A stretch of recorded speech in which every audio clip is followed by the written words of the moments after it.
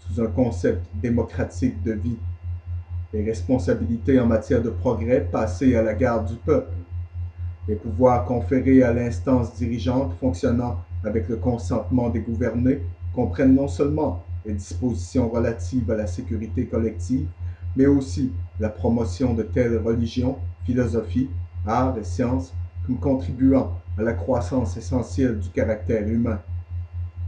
L'humanisme, le concept que l'homme deviendra Dieu, et la nouvelle religion va changer avec les besoins de l'homme, non pas l'homme se conformant aux lois de Dieu. Les institutions démocratiques doivent accepter la tâche pour laquelle elles ont été façonnées et devenir les gardiennes conscientes du destin démocratique, et ainsi de suite, et ainsi de suite. Mais Lippi Hall était un adepte, un très haut gradé. En fait, il était un franc-maçon du 33e degré. Il peut avoir tenu de nombreux autres degrés dans les sociétés secrètes de Babylone Mystère. Il était un prêtre de l'ordre. Maintenant, mettez-vous à l'aise. Assurez-vous que vous avez tout ce dont vous avez besoin, les amis, parce que je vais vous amener avec moi dans un voyage en arrière au début de tout ce qui est. Et nous allons s'en venir à partir de ce point à l'heure actuelle. Nous allons nous en venir à partir de ce point à l'heure actuelle, de sorte que vous pourrez ensuite avoir une bonne compréhension de l'affectation de l'Amérique avec le destin.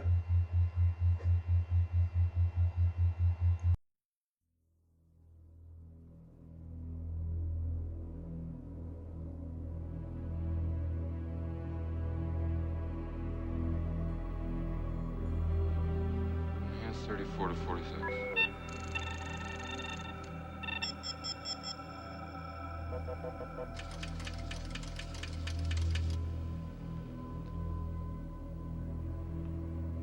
Pull back. Wait a minute. Go right. Stop. Enhance 5719. Track 45 left. Stop. Enhance 15 to 23.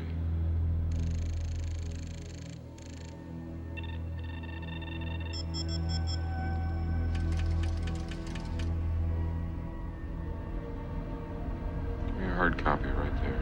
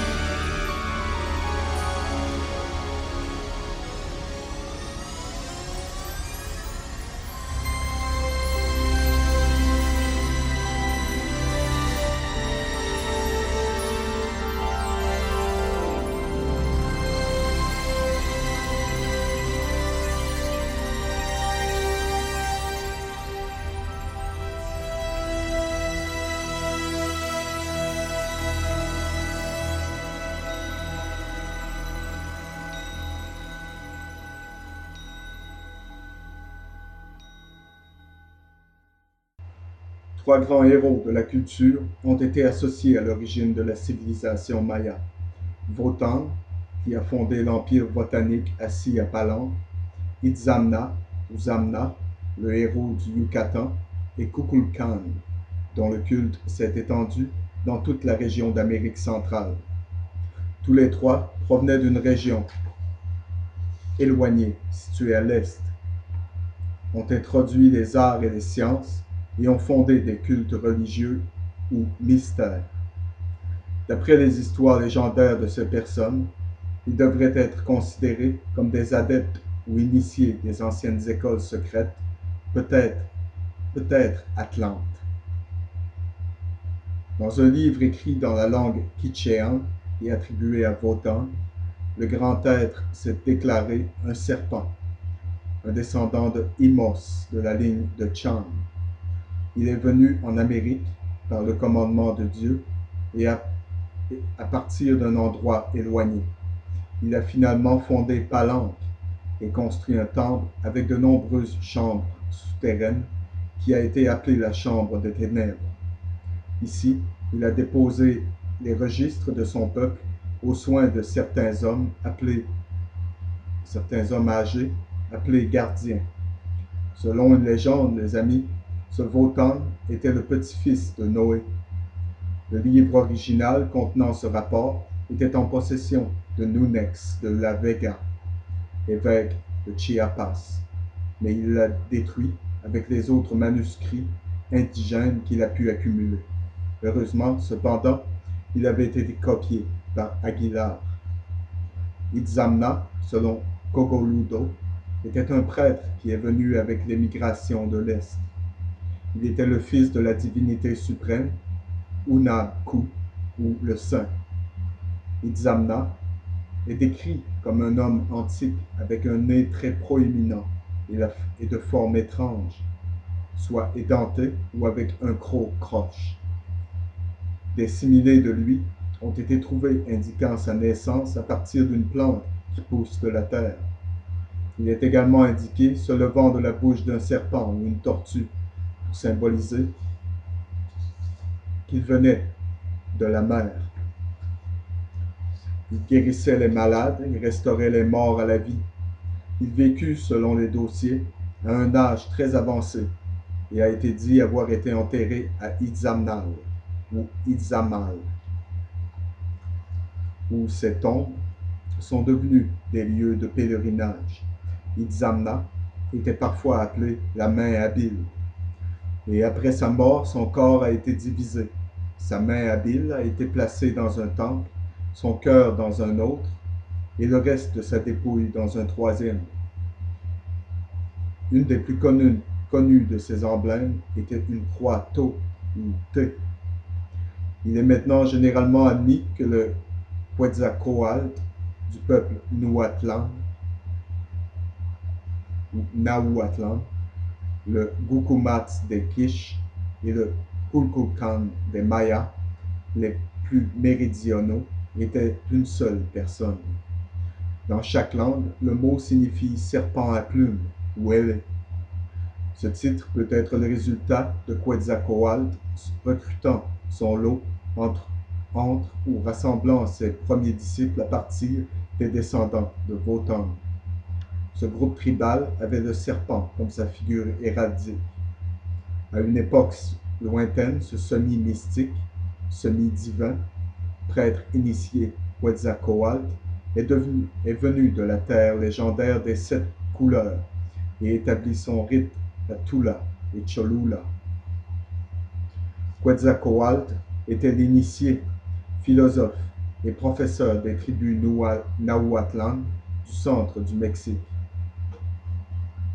Parmi les appellations de ce prêtre roi-prophète sont celui qui est né de la Vierge, le Seigneur des vents et l'incarnation divine. Quetzalcoatl était le fils du Dieu créateur universel et de la Vierge Xochiquetzal, et sa conception a été connue par un ambassadeur du Dieu de la Voie lactée. Torquemada décrit dans ses monarchies indiennes une bande de gens qui sont venus du nord vêtus de longues robes noires. En arrivant à Tula, ces étrangers ont été bien accueillis, mais trouvant la région déjà très peuplée, ils ont continué à Cholula. Ces vagabonds étaient de grands artistes et qualifiés dans le travail des métaux. Quetzalcoatl était leur chef. Mendieta décrit dans son histoire ecclésiastique Quetzalcoatl comme un homme blanc avec une forte formation de corps, le front large, de grands yeux et une barbe. Il portait une mitre sur la tête, il était vêtu d'une longue robe blanche descendant à ses pieds et recouvert d'une conception de croix rouge. Dans sa main, il tient une faucille. Ses habitudes étaient ascétiques.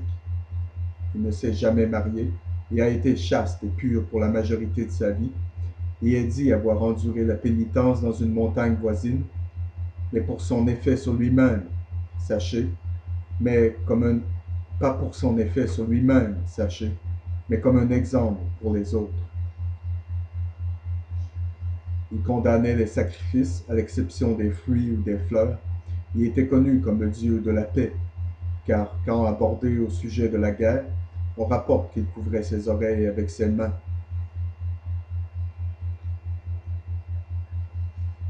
Fray Bernardino de Sahagún décrit Quetzalcoatl comme très simple, avec une longue tête et une très longue barbe. Il y avait un gisant de lui dans le temple de Tula qui a toujours été couvert avec des couvertures. Ses vassaux, écrit le bon Fray, étaient tous des ouvriers dans les arts mécaniques et habiles à couper les pierres vertes appelées chalchihuitl, également dans l'art de la fonte d'argent et à faire d'autres objets. Tous ces arts ont eu leur origine et commencement avec Quetzalcoatl, qui eut des maisons faites avec ces pierres précieuses vertes appelées chalchihuitl, et d'autres en argent, d'autres encore de coquillages blancs et rouges, d'autres toutes en planche, et d'autres encore de turquoise, et quelques-unes toutes faites de plumes riches. Quetzalcoatl également était propriétaire de toutes les richesses du monde, en or, argent et pierres vertes appelées chalchihuitl, et d'autres choses précieuses, et avait une grande abondance de cocotiers et de différentes couleurs qui sont appelés Xochicacatlao.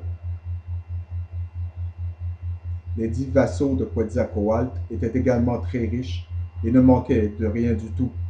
Ils n'ont jamais souffert de famine ou de manque de maïs. En fait, ils ne mangeaient jamais même les petits épis de maïs, mais plutôt chauffaient leurs bains avec ceux-ci, les utilisant à la place du bois de chauffage. Ils disent aussi que le dit Quetzalcoatl faisait pénitence en piquant ses membres et en prélevant du sang, avec lequel il colorait les points de maguey. Qu'il se baignait à minuit dans une source appelée Xicapaya. L'interprète du codex Teleriano-Remensis dit que Quetzalcoatl a été créé par le souffle de Tonacatecouitl.